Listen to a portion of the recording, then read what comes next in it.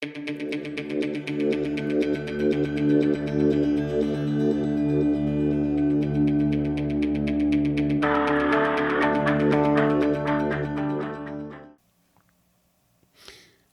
and welcome back to another episode of From Life to Death with Jeff Everon.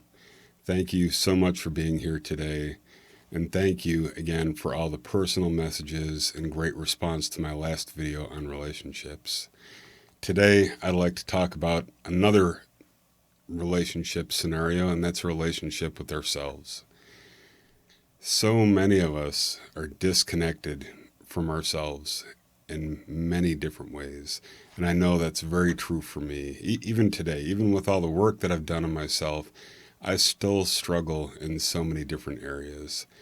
When I was drinking and using, one of the biggest disconnects that I had was being able to manage life on life's terms, being able to emotionally handle situations.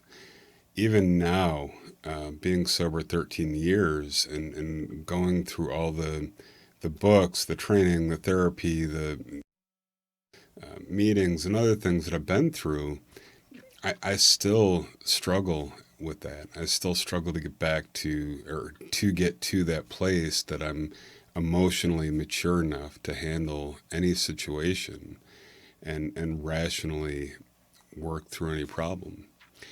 Today, I do work through all my problems, and I think that's one of the biggest differences. I know that I've got the ability to choose how I handle any situation today, and I love having that because I never had that before.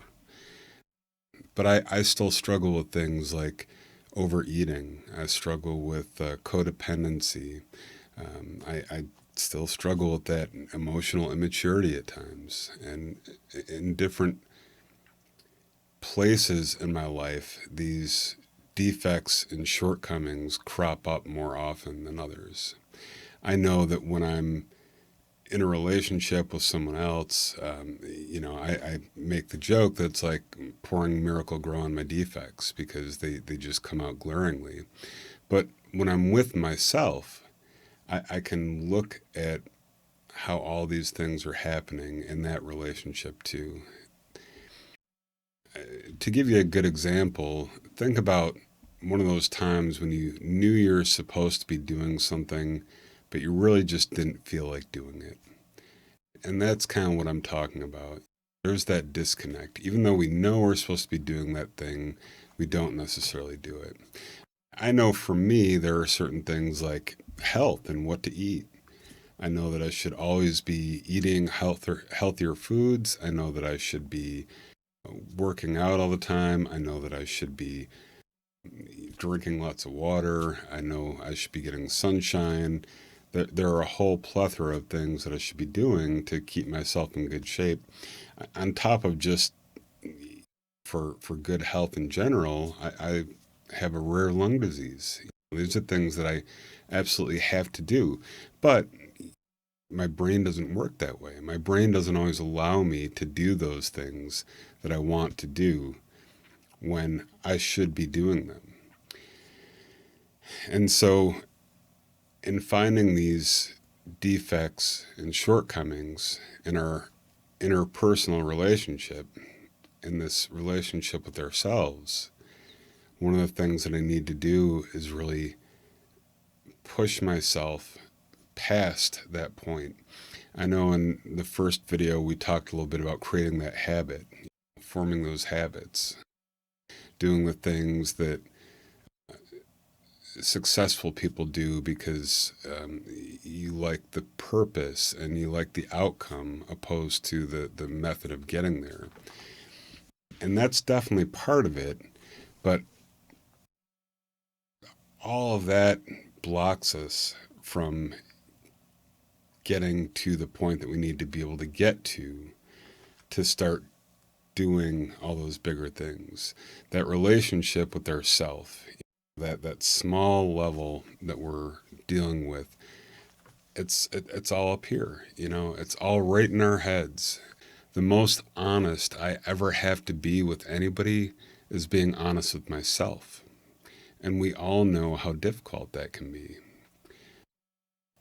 there are times when I've literally sat there and said, this is what I'm going to do. I'm going to get up. I'm going to go do this. I'm going to go do that. I'm going to make dinner. I'm going to, go do my vocal practice. I'm going to go do these other things, and just come up with this wonderful plan for the rest of my evening. Exactly what I'm going to do. 3 hours later, I'm sitting there in front of the TV where I've been the whole time and have not accomplished any of those things, even though I knew I needed to do that. So this goes back a little bit to that just do it video, just getting up and doing something. If I am stuck in that place, if I'm not able to have that relationship with myself, I have to say, Jeff, this is what you want. This is going to get you closer to what you want in your life. You need to do something about that. You know that if you get up and just walk upstairs, chances are you're going to do something in the studio. You're going to be productive. You're going to get something accomplished. And so that's all I have to do is get upstairs and get to that next place. Get out of that comfort zone, that poor me zone, that I should probably do something but I'm not going to zone. It's tough getting out of that place. We want to sit in that most of the time.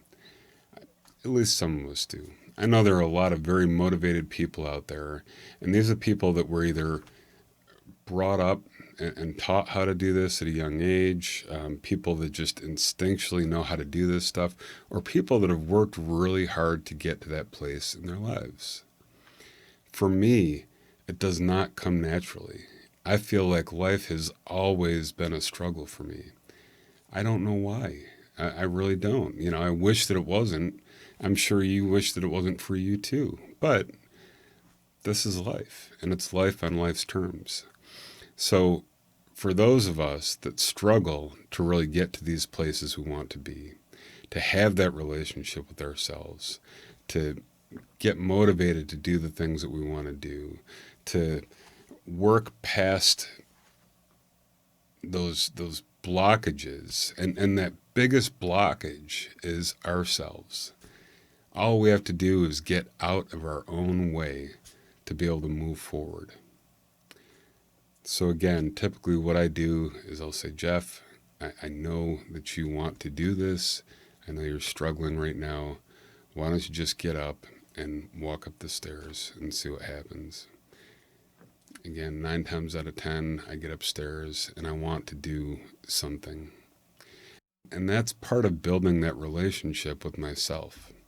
That's me knowing me and you knowing you. Because you do know yourself. You do know your habits. You do know your tendencies.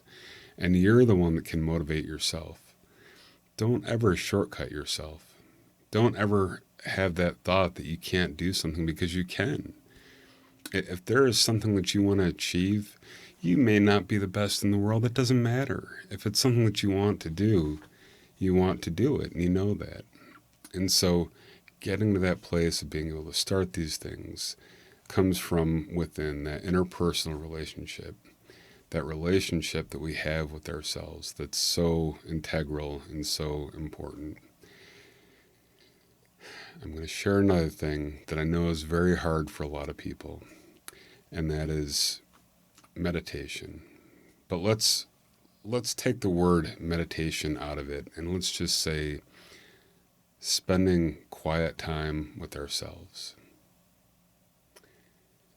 Not letting those thoughts bog us down, not letting these emotions turn us into mush, just being there, quiet, existing, no other noises, no other sounds, no phone, no TV, no radio, no streaming music, no anything else, just us there. It's not always easy to do that, and I know that, because the last thing I want to do is start having some of those thoughts coming back into my head. But sometimes it's okay to do that. Just to sit in a quiet place for 10 minutes. When those thoughts come in, acknowledge them, let them go. I like doing a lot of meditation. I don't do it as often as I should, but when I do it, I tend to focus on my breath, taking deep breaths in, deep breaths out, following my breath all the way in, following my breath all the way out, just staying focused on my breath. And when those other thoughts come in, I acknowledge them, I let them pass, and I go back to focusing on my breath. That's another way that we can really create that beautiful relationship with ourselves. There are a lot of things that we can do for ourselves that are really going to help us in life. But not only that, they're things that make us more inspirational, attractive, meaningful to other people. So please take the time to have that relationship with yourself. Take the time to get to know you in ways that you have avoided getting to know you in the past. And please, have a great day. I'll see you next time.